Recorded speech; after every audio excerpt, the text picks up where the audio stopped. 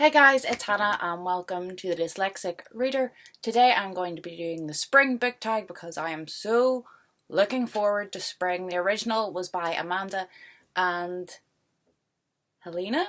I hope I've remembered that correctly. I'll link both the channels down below anyway, and I'll link the questions down below too if you would like to do this tag. Okay, first of all, how is spring where you live? It is slightly more, I'm not going to say sunny, but there's more daylight. We're really noticing at the minute there's a big change between a couple of weeks ago. It was dark at 4 p.m. and now it's starting to stretch a wee bit, so that's nice. It's still really cold and wet, but at least the flowers start to come out, so I'd say that's the main difference. We get more flowers and it stays lighter for longer in the evenings, but weather-wise there isn't a big change at the minute. We're very rainy, very windy, very cold, no sunshine, very much like winter still. Question 2. What is your most anticipated book release this spring? If you've been watching this channel for a while, you will know that I am not up to date on new releases. I don't really follow them. I don't really anticipate new books coming out.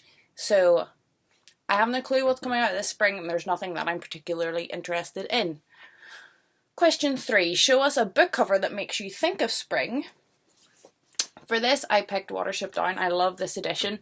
I'm thinking of maybe rereading this maybe next month.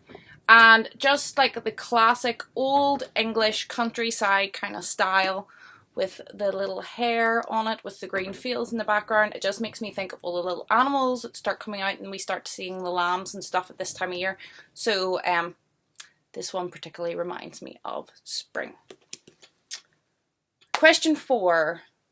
Where are you going to read this spring? If it is nice, I do like to read outdoors if I possibly can. I'll maybe go to the park or just sit in front of the house or whatever. But normally in this room or my living room or my bed, I'll read anywhere, but I don't think it really changes in the spring where I read, other than I might get outside a little bit more than I do in the winter and fall, but not as much as the summer. But the places kind of always maintain the same, just some of them are more weather related. Question 5, find a cover with the sun on it. I picked this one. It doesn't really look like it, but here we have the moon.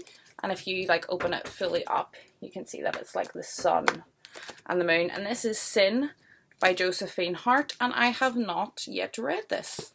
So I can't really tell you what it's about, but when it was sitting on my bookshelf like that, I was like, there's the sun right there. Easy pick, that's the one I went for. 6. What are your favourite spring reads? I'm very much a mood reader, so this changed, but I do find myself in spring reaching more towards fantasy, longer books, and I really love reading things about animals in spring, like I said, like Watership Down, The Secret NIMH, anything with like anthropomorphic animals in them a wee bit is kind of very springy for me. But in the winter, I tend to like shorter books more, you know, just cozy up. The cat's coming to visit. Cozy up and, you know, just a short book, you get it over with and you move on to the next one. But in the spring, I prefer to invest in longer books, which for me are typically fantasy. 7, find a book with many different colours on it. For this, I picked my edition of The Animals of Farthing Wood. And as you can see, it has just about every colour of the rainbow on this thing. I really, really love this story, and I also really enjoy the cover.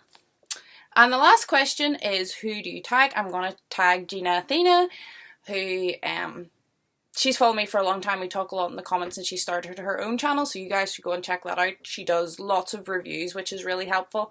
And I also tag just anyone who would like to do it, because I wasn't tagged in this. I saw it on the Spinebreakers channel. Oh, hi. And I just decided that I wanted to do it, so that's what I did. She's looking some cuddles, I think, so I'm going to say goodbye and leave it here. I hope you're all happy, I hope you're all healthy, and hopefully I'll see you in my next video. Goodbye.